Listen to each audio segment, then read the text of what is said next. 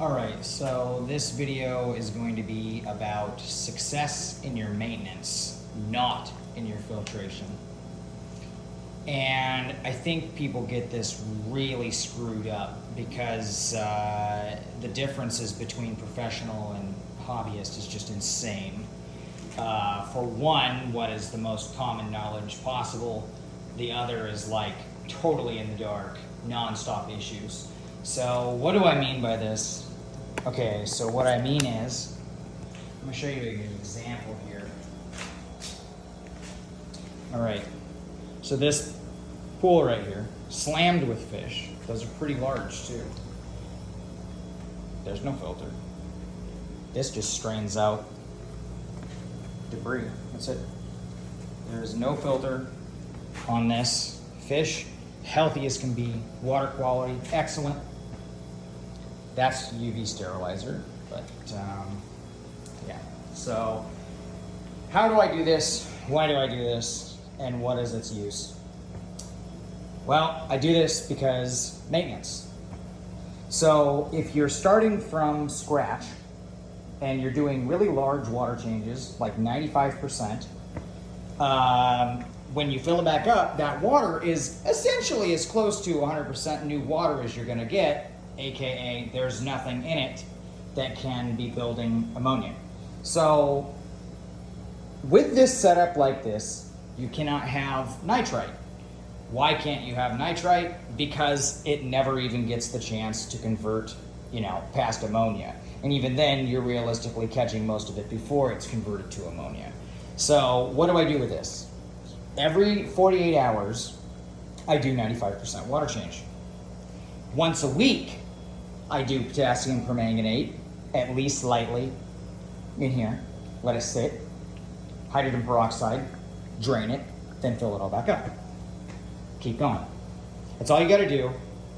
It's all it takes. Healthiest fish possible.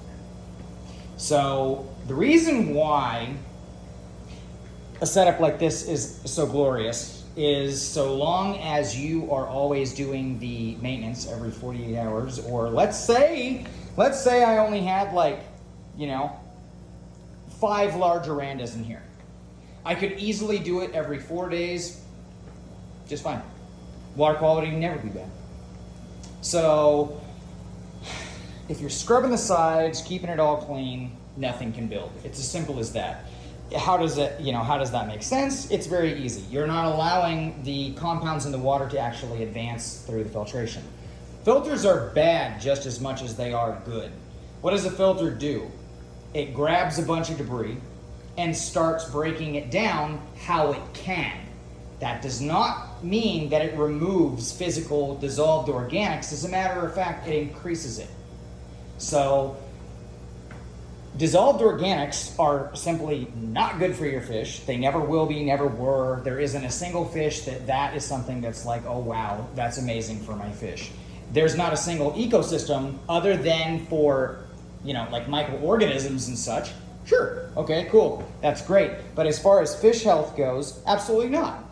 So the way that you get your fish to always be so healthy and you're always having fast growth rates, best color, they need fresh water. They don't do well in stagnant stuff. And you see some people that are hobbyists that are like, oh, I've had my tank up for X amount of years and it's just fine. Yeah, that's great. Like, you're what? One person and how many tanks out of what? Thousands, millions? Like, that's cool. Look online. You see enough people, they're chasing stuff that they never even should have been chasing in the first place. Why are they doing it? Because they have a tank full of substrate. They've got plants all over the place. Oh, but Daniel, plants clean the water. Well, yeah, that's great. They do what? They strip out nitrates. Well, that's cool. Like, you shouldn't have them in there anyways. You realize that even the plants themselves harbor bacteria and fungus, which then does what? So you're trying to, basically essentially justify using plants instead of what you should be doing. And it simply will never work. Even the people who have extremely good success, I do know some, that they won't do anything but top off, that's it. And they do have good success, but here's the thing. When you take those people and then you compare them back to back with the people doing absolutely none of that and doing what I'm doing, there's no comparison. What they think is good progress is actually pretty stagnant. And I say stagnant because it is stagnant. They're not getting anywhere. Their fish are not actually truly thriving. I can take those fish, run them through my own systems, and they will look like a completely new fish. You know, it's mind-blowing. And I know because I've actually even, you know, had some spats with some professionals, and even them, and they finally jumped to it because they're sick and tired of dealing with stuff that they just don't advertise is going on. And lo and behold, I kid you not, it fixes it every time.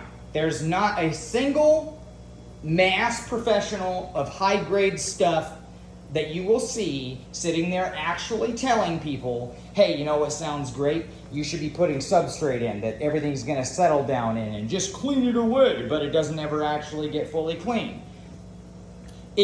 You're making more surfaces for bad to develop on top of some good. That's not any better than having constantly clean water. As a matter of fact, it's significantly worse. What good does some power to dissolve some things do if it's also introducing a whole new set of problems that maybe you don't even experience right away? But in the big picture, you're definitely gonna. And even the things that you don't think you're experiencing, you never really understand exactly how much better the other system is until you actually do it. I've been telling people like for years, and even something as simple as people who were struggling with betas and they were like, I don't know what to do. So finally, what did I do? I just said, you know what? Take that fish out right now. Don't even give it meds. Take the fish out and put it in a 5-gallon bucket filled with 3.5 gallons of water. Every 3 days, maybe even 5, depending on how much you're feeding, I want you to take the fish out, dump the whole thing, fill it back up, make sure it's all clean, and keep it like that for months. Just do that, and then you tell me, are you still experiencing death, or does it all halt altogether, including the illnesses that you keep sprouting up, thinking that, oh, I don't know, it just must be the fish. No, it's you. You're introducing these things, you're causing this stuff, you are causing the problem. That is simple. That is exactly what is happening. And that, it wasn't even my fish, but just the same, because I used to be in betas, people came to me all the time for help and stuff, but I taught pretty strict, but just the same. It's not hard, guys. The concept is clean. Another thing is hormones. Fish put off growth hormones like mad.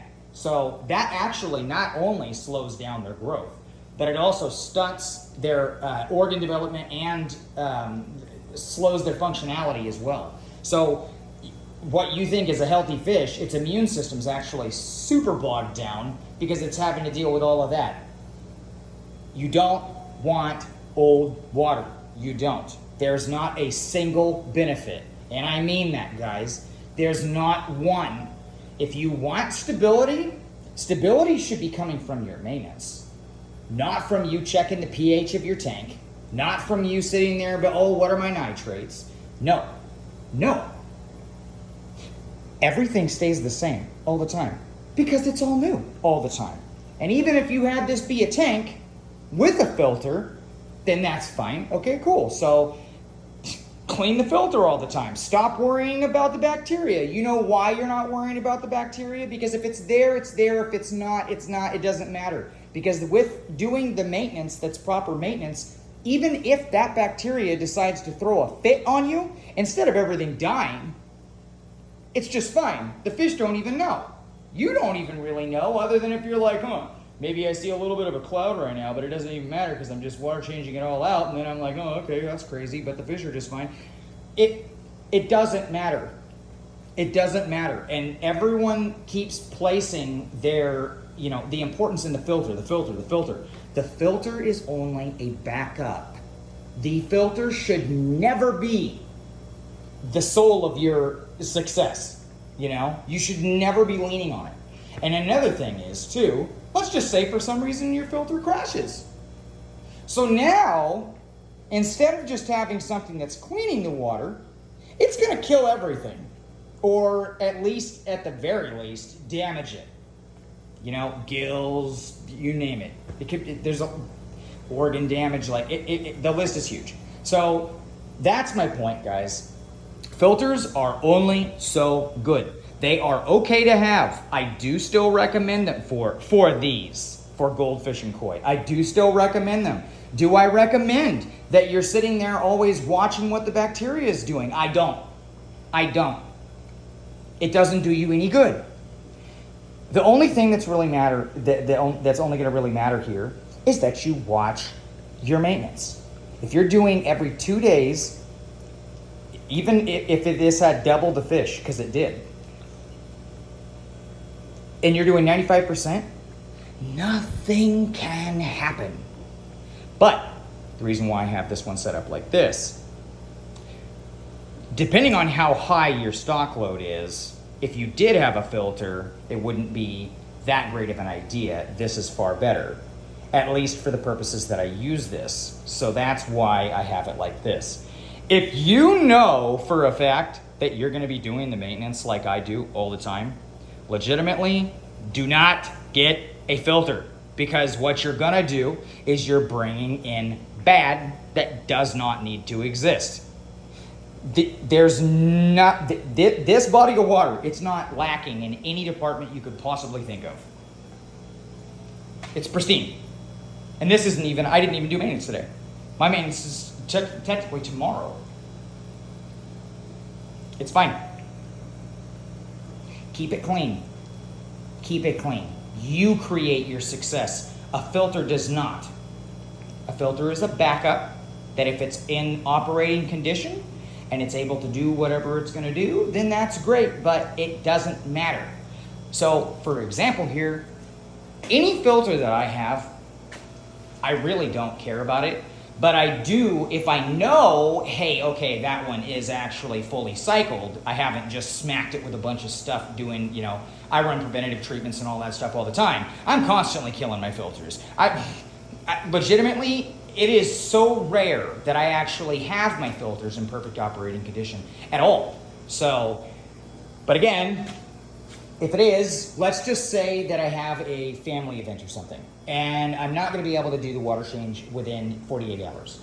But I'm sitting here feeding away, I'm overstocked like crazy, doing all that. Well, guess what? Then that's okay, because the filter can definitely buy me 24 hours of time. That's what it should be viewed as, you guys. It should not be viewed as, oh, this is my workhorse to make sure that my water quality is good. No, it's a backup plan, not what your actual success is. It doesn't matter, guys.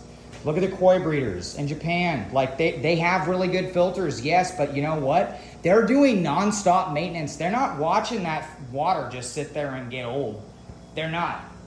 They're definitely not doing that. So, angelfish breeders that are really advanced, they're doing the same thing. They're nonstop, fresh, everything clean, sterile.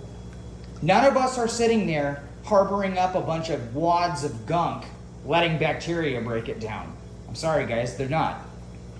Why does this industry have such big differences? I've been in it years, and legitimately, it doesn't ever matter what's said. The sea of false information is so huge. It's just ridiculous. When you're seeing Popeye on your fish, fin rot, all of that stuff, and they're like, oh, I don't know, my parameters are just fine. What is that showing you? Okay, so whether it was good bacteria, which can also build to numbers that are too high, and it start attacking your fish, it happens a lot, actually. So, and the discus people have to kind of keep that in mind too, because they have to purposefully kill the good bacteria when it gets too abundant. They don't want it in their system like that. It kills fry. So, just the same. That one's messing around in the water. These things can be so goofy. Anyways, though, that is what is happening. The substrate the filter, all of the plant surfaces and all that stuff. It's harboring good and bad, and that's what's going on. And it's making bacterial diseases in your fish that you do not want to be messing with. You do not have to be messing with this. And yes, you see a lot of internal issues. You see Popeye. I've got news for you. You should actually, honestly, never be seeing Popeye or fin rot or any of that stuff. You should never see it. Why? Because you're running a proper system. You have the proper knowledge on what's going on and why. Stop allowing things to build. Stop relying on your filters thinking that there's some kind of, angel for you. They're not. They grab all the bad, and even if you're keeping it pretty clean, it is still also an additional thing that is gonna be, an assumed risk. So for me, I actually have sterilizers for the water coming out. So it doesn't really matter for me because it's getting sterilized in and sterilized out. Lots of people will give you fuss back on that. I don't know why. The reality of it is it's completely beneficial. But hey, let's just leave that one alone. It stops you from getting bad contaminants in there and then those actually growing and then getting spat back out into your thing. Just because you have a sterilizer that's leaving it doesn't mean that sterilizer too is going to actually be able to grab it all. So you're better off having two systems than one. But anyway, so yes, if you want to have success, stop allowing your filters to be so old and clogged up full of stuff. Oh yeah, this thing will handle any bio load. Oh yeah, that's great. All I hear when you're saying that is, it's that big of a ticking time bomb. That's it. Now, another thing is, like I was talking about nitrite earlier, let's say that you have a filter that's just really, really incredibly, clogged up with bacteria. Like it'll just eat anything you throw at it. That's great. But here's what happens to that oh so great filter if something goes wrong. All the debris and even the bacteria, if something goes south on that, the bacteria actually get eaten up and spat out as nitrite. The gunk in there gets, spat out. It all accelerates each other. So you'd almost be better off just having a filter that was like, it's kind of just good enough to kind of do its thing right now. Because then if that bacteria goes bad for whatever reason, let's just say there's some act of God, great. Because the numbers are less, that means the reaction is less, which means your fish are actually safer. Again, success is in your maintenance, not the filter. Stop with the filter stuff. I cannot say that enough, guys. I do not care what the circumstance, stop with the filters. If you're keeping plants, you're right, great. The filters are excellent. Have at it. But if you're looking at fish health, no. No. Absolutely not. It's a hard no, guys. The science is there. It's not, Stop listening to these groups and start listening to hardcore professionals and not just ones that are like, oh, I'm professional. No. Real hardcore professionals who have been around for a very long time, are very diverse in what they know, and that have been tested through the time with results that you can clearly hear about and stuff like that. Like, find a good idol. You would not even... I help so many professionals with stuff that is, for me, pretty mind-blowing.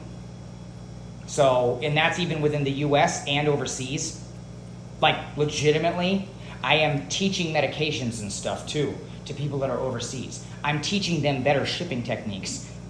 Even the people who are paid to do it overseas. It's stupid.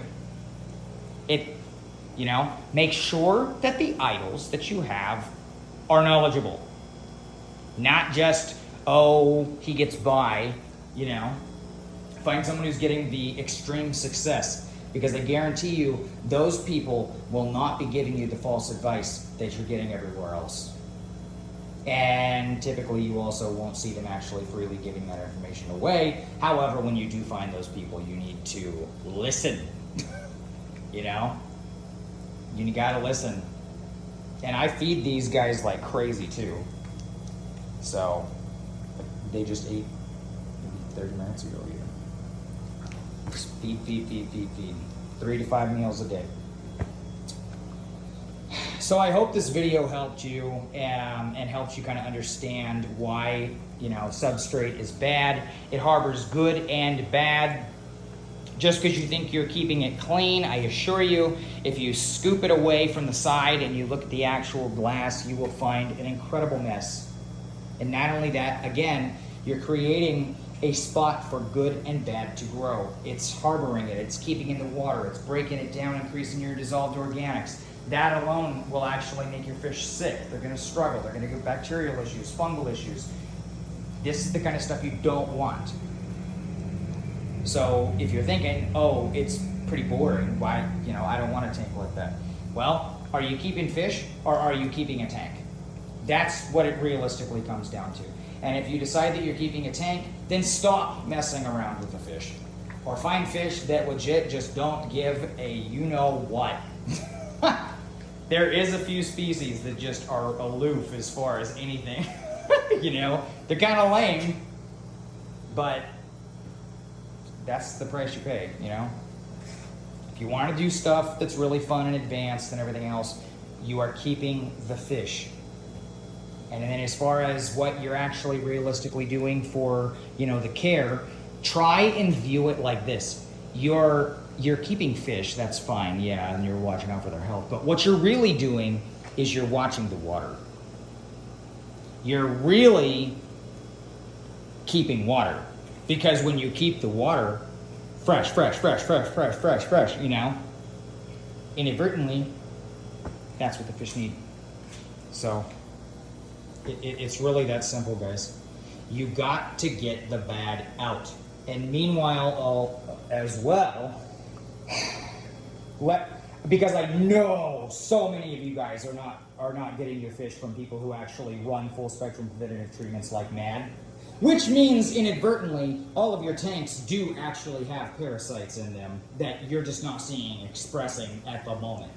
Which is why everyone's like, oh, it can bust out at any moment. It's in water all the time. It's not true. No, it's not. And no, it can't. I don't get it ever. And it's not just me either. I know other people who are professionals that never get it as well. It can only be in the water if you allow it to be introduced to the water. If you're doing routine cleanings, routine nuking of all the water and the filters and everything, all of it, your whole system. How's it going to get in? Even if you wanted to argue and say, oh, maybe it came in from your hose. Maybe. But then guess what? If you're doing the potassium permanganate and everything else too, it's all getting nuked. There's nothing that can ever really be in there, you know? And so long as you're also using a filter, like me, I run a 1 micron carbon block filter. Sometimes I run 0.5, but most of the time it's a 1, but just the same.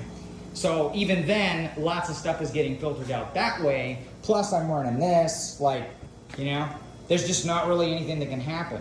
It's a safe investment. It's a safe, you know, your beloved fish are not in a situation that's going to be, you know, 1 minute fine and the next minute, ooh, like video game characters. I know I'm just sitting here rambling, but I really want you guys to actually understand that substrate is bad. There's not actually a single good thing it will do. Look at anyone who actually deals with fish that are extremely expensive. Do you see them sitting there saying, oh yeah, you know what actually seems really good right now? Let me take a bunch of substrate and just slam it all in there. No, you see them in sterile environments, and there is a very strong reason as to why. So, plants, they're good and bad. I would argue the bad outweighs the good. Like, hardcore, the bad outweighs the good. And depending on what you're doing, you'll see the results of that even faster at a much accelerated pace. But when you're dealing with such volumes too, you really get to see in a very fast, and I've been in fish for, it's been years, but just the same, when you're dealing with higher numbers, you're going to see results faster. When you're able to analyze, such mass numbers and multiple different, genetics, batches, whatever, countries of origin, self-bred, you really can test and dial in so much more thoroughly than anyone else. I mean, these people trying to give you advice online that are just in these groups, they're really talking out there, what. They don't have the proper experience to be voicing this. They just don't. Even if you have, let's just say, one pair, like let's just use goldfish for example. Okay, I got one pair of goldfish and I'm gonna try and breed them, and I bred them. Oh, hey, look at me go. Now I'm gonna go give, advice as to what people should be doing and act like that's a fact. Oh, well, okay. I didn't know that doing something one time and potentially having a complete fluke success made you an expert. See what I'm saying here? Stop listening to these people. Just stop. You all are wasting lots of money. You're wasting lots of heartache, buying all kinds of stuff that's just fraudulent. Why? Stop. I can't even honestly put a number out there as to how many thousands of people I've heard over the years who are trying to actually make like some dream setup, and you try and give them the advice and they're just not really wanting that kind of a setup, and they're like, no, because I really wanted all of this stuff. Well, that's not going to do you any good. Well, no, I want to get it. So then they go and get all this stuff, and then when it comes down for them to get their dream high quality fish, oh, you already spent all your money. That's right. So then they go get other fish. They're not actually happy with it. Most of the time they end up having a lot of problems too, but just the same. Things that they shouldn't have had problems with, They never even actually have the tank they wanted. And then by the time that they try and do it the correct way with me too, they got to do what? Well, I'm going to tell you, you're going to rip all that up, and now you have to run treatments too in it. So that when you're starting with me, you're starting with a good solid foundation, not the crud that you just failed with.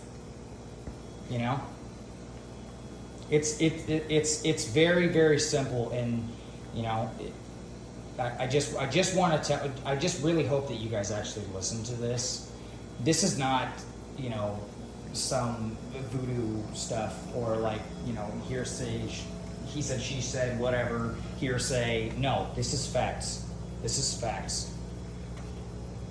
Nitrites can't be there if there's nothing that actually is allowing the bacteria to grow and turn the ammonia into nitrites. It's impossible. Okay, got that. So that means filter is actually the source of any nitrites. You're only dealing with ammonia. When you run a system with absolutely no filter, you're making sure that it's always clean. You only are watching ammonia, that's it. So if you're actually keeping it clean, and I mean clean, look, that's clean. There's no slime on it. It's clean. All you're dealing with is ammonia, that's it. And even that is extremely easy.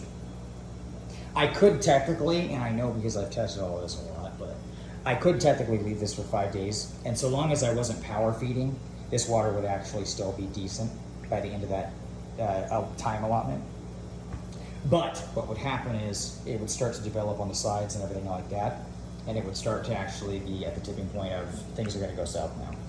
So it's not advisable to even do 3 days, because here's what happens. If you're doing for 3 days, then you're going to have something pop up, and then you're going to be like, well, I can just do one more day, so I'll just make it 4 days this time. That's pretty borderline. But now let's say you actually did that several times in a row. That's pretty bad. That's why I say every 2 days. No, and I mean too, no matter what you see the ammonia doing, it doesn't matter. Just do it. Flush everything out. It doesn't allow anything to build. Now, granted, all these fish have already been fully preventatively treated hardcore. they're non-stop getting potassium permanganate too, but I mean, I'm actually treating them inside and out very thoroughly. For those of you who already know me, you already know that I do it. But just the same, let's just say that you even don't do all of that. Well, great. Then everything that's building, parasites, bacteria, fungus, you're constantly flushing it out. So how is it going to build?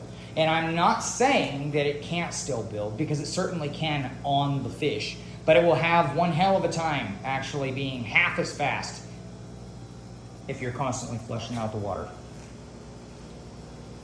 You leave the water, it builds like that. So again, I just want you guys to succeed. Stop counting on your filters. Start doing your maintenance. Success is in your maintenance, not the filter. You don't need to be watching your pH, because you're always doing, every 2 days, large water changes. Now, let's just say though that you have a tank and you're not overstocked or anything like that. Do you need to be doing every 2 days? It would be really good. It would.